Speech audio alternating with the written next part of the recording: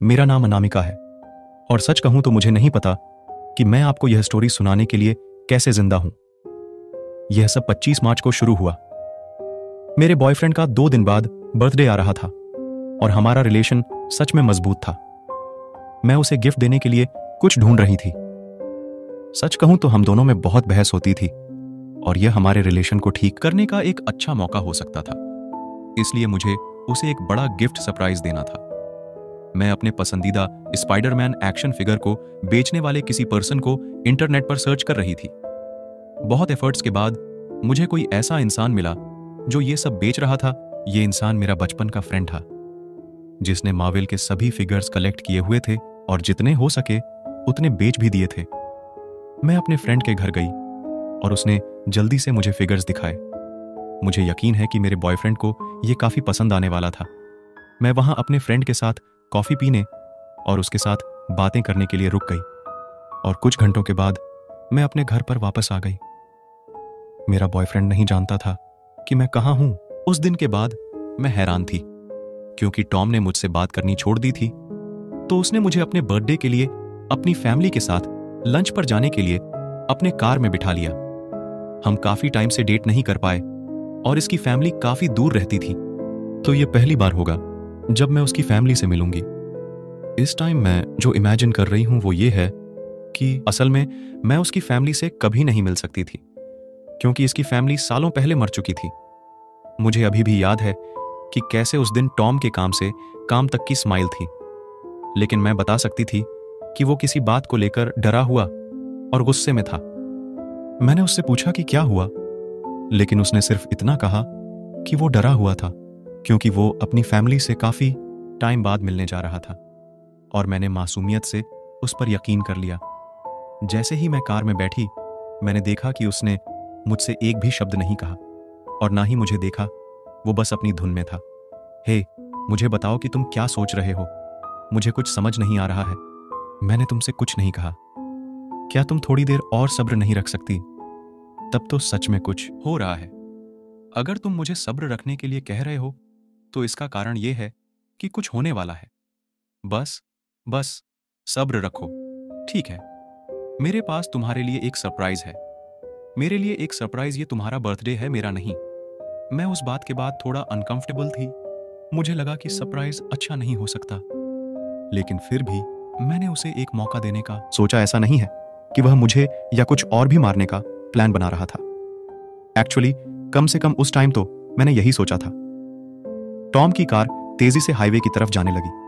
मुझे पता था कि उसके पेरेंट्स उस डायरेक्शन में रहते हैं, इसलिए मुझे कुछ अजीब नहीं लगा। जब हम हाईवे पर चढ़े तो वो अजीब हो गया। टॉम ने कार की स्पीड को बहुत ज्यादा तेज कर दी। कुछ मिनटों के बाद वो लिमिट से ज्यादा स्पीड पर ले गया।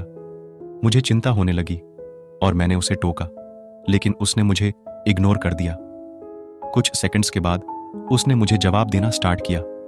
हे यार, सच में तुम्हें क्या हुआ है? तुम बहुत तेज जा रहे हो। अनामिका, मुझे पता है कि तुम कुछ दिनों पहले एक लड़के से मिली थी। क्या तुम किस बारे में बात कर रहे हो? क्या तुम मेरा पीछा कर रहे थे? तो तुम जान गई। खैर, अब झूठ बोलने का कोई भी मतलब नहीं है। हाँ, मैं तुम्हारा पीछा कर रहा था। अगर मुझे तुम पर शक हुआ तो यह क्लियर था कि मुझे पता लगाना था कि तुम कुछ गलत नहीं कर रही हो और मुझे इसका कोई अफसोस नहीं है। मैंने जो देखा मैं सही था। आखिर तुम्हारी दिक्कत क्या है?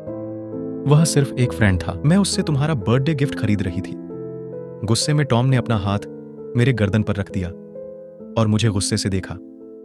बहाना बनाने की कोशिश मत करो। यह काफी है कि तुमने मुझे धोखा दिया है, लेकिन मैं तुमसे सच कह रही हूं। तुम्हारा हर शब्द मुझे गुस्सा दिला रहा है। मैं अपने फैसले से ज्यादा सेटिस्फाइड हूं। फैसला? तुम किस बारे में बात कर रहे हो? तुम्हें अपनी सीट बेल्ट लगाने की कोशिश करनी चाहिए। मेरी जान। अचानक टॉम ने कार को घुमा दिया और सड़क के गलत साइड पर फ्रीवे पर गाड़ी चलाने लगा। सभी कारें बड़ी मुश्किल से उससे बचने में कामयाब रहीं। सौभाग्य से हाईवे पर बहुत कम लोग थे और फिर टॉम ने अपनी स्पीड और ज्यादा बढ़ा दी। अभी गाड़ी रोको। तुम्हें क्या हो गया है? क्या तुम पागल हो गए हो? तो उसने मुझे कोई जवाब नहीं दिया और बस एक पागल की तरह गाड़ी चला रहा था। उसका यह रूप मैंने कभी नहीं देखा था। मैंने अपनी सीट बेल्ट लगाने की कोशिश की, इससे पहले कि मैं खिड़की से उड़ जाती, लेकिन मैं शॉक्ड थी। सीट बेल्ट थी ही नहीं। ऐसा लगता है कि तुमने सीट बेल्ट नहीं लगाई है। शर्म की बात है, तुम इसी लायक हो। मेरे जैसे अच्छे लोग ही जीने के लायक हैं। तुम पागल हो। कार रोको, तुम भी नहीं बचोगे। ये सिर्फ एक बेल्ट है। ठीक है, हम वो सब भी देख लेंगे। दुर्भाग्य से मुझे नहीं लगता कि तुम ये पता लगाने के लिए जिंदा रहोगी। तुम्हें पता है कि इतनी स्पीड पर अगर कार का एक्सीडेंट हुआ, तुम जिंदा नहीं बचोगे। इससे पहले तुम्हारा सिर शीशे से टकरा जाएगा और तुम दूसरी कार से टकराकर फुटपाथ पर चली जाओगी। मेरी सेफ्टी के लिए मेरे पास सीट बेल्ट और एयरबैग्स हैं। तुम मेरे साथ ये क्यों कर रहे हो? ना कभी भी किसी और के साथ नहीं रही, ना बस यही चाहती थी कि तुम और मैं कुछ अच्छा समय बिताएं। झूठ सभी लड़कियां उतनी ही धोखेबाज हैं। तुम मेरे साथ इसलिए थी क्योंकि तुम मुझे अब भी मिली थी।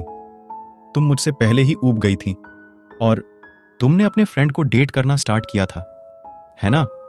मैं कसम खाती हूं, मैंने ऐसा नहीं किया। मुझे झूठ से नफरत है, तो हमने अपनी कार रास्ते से हटाई और दूसरी कार से उसने मेरे साइड में टक्कर मार दी। खिड़की के शीशे टकराकर टूट गया और मेरे हाथ में चोट लग गई। तो हमने थोड़ा कंट्रोल खो दिया, लेकिन जल्द ही उसे कंट्रोल वापस मिल गया। दर्द होता है ना? तुम्हें पता है क्या? यह प्यार है, यह धोखे की कीमत है। जब से मैं तुम्हें जानता हूं, मैं तुम्हारा पीछा कर रहा हूं। मुझे हमेशा से पता था कि तुम कुछ अजीब करने वाली हो, लेकिन तुम जानती हो क्या? तुम मेरी हो, और जब मेरा कोई खिलौना खराब हो जाता है तो मैं उसे फेंक देता हूं। इसके साथ ही टॉम ने ट्रक से टक्कर मारने के लिए स्पीड तेज कर दी। इस बार यह होने वाला था। ट्रक ने मेरे बॉयफ्रेंड की कार से बचने का कोई सिग्नल नहीं दिया। मुझे कुछ करना था, नहीं तो मैं वहीं मर जाती। मैंने बड़ी तेजी से टॉम की स्टीयरिंग व्हील को पकड़ लिया और कार को एक किनारे कर दिया। हम एक गड्ढे में गिरते चले गए और सीधे छोटी नदी में कार गिर गई। टूटे शीशे से कार में पानी भरने लगा। ऐसा लगता था कि टॉम बेहोश हो गया था। इसलिए मैंने कार की इस टूटी हुई खिड़की से निकलकर तैरने और बचने की कोशिश की, लेकिन अचानक टॉम ने मेरा पैर पकड़ लिया। इसके चेहरे पर बहुत गुस्सा दिख रहा था। इस आदमी को खुद को बचाने में कोई दिलचस्पी नहीं थी, वह बस मुझे मारना चाहता था। जैसे ही उसने मेरा पैर पकड़ा, मेरी सांसें थम गई और इससे खराब बात थी कि मेरे शरीर का एक हिस्सा कार की टूटी हुई खिड़की से लगे जा रहा था और मेरी स्किन में अभी भी कांच लगा हुआ था। हर बार जब मेरा शरीर कार से टकराता था तो मैं महसूस कर सकती थी कि कांच के छोटे छोटे टुकड़े मेरी स्किन में और भी घुसते जा रहे हैं। अपने बचाव में मेरे टॉम के चेहरे पर जितना हो सके जोर से लात मारी और मेरी तीसरी किक पर उसने मुझे जाने दिया और मैं मौके का फायदा उठाकर भाग गई। जैसे ही मैंने ऐसा किया, मैं देख सकती थी कि टॉम मुझे पकड़ने के लिए अपने पांव को फैला रहा था, जबकि कार गहरी और गहरी डूब रही थी। टॉम कभी कार से बाहर नहीं आ पाया। असलियत यह है कि यह सीट बेल्ट थी जिसने उसे डूबा दिया था, लेकिन उसे तैरना भी नहीं आता था। लगभग डूबते डूबते मैं बाहर निकलने और सांस लेने में कामयाब रही, और जब पुलिस ने मुझे बचाया तो मैंने उन्हें सब कुछ बता दिया। कोई केस नहीं हुआ और ना ही किसी ने मुझसे सवाल किया कि मेरे साथ क्या हुआ था। यह पता चला कि टॉम वास्तव में टॉम नहीं था। उसका नाम फ्रांसिस था और वह अपनी पूरी फैमिली के मर्डर के लिए वांटेड क्रिमिनल था, इसलिए वह सबसे काफी दूर रहता था। उस दिन के बाद से मैं कभी भी किसी पर भरोसा नहीं कर सकी। मुझे पता है कि बहुत से लोग अच्छे हैं और उनमें से सभी लोग मुझे मारना नहीं चाहेंगे, लेकिन मुझे एक बहुत बड़ी ट्रीटमेंट प्रोसेस से गुजरना पड़ा। हर बार जब मेरे पास कोई आता है तो मैं टॉम को उनकी आंखों में देखती हूं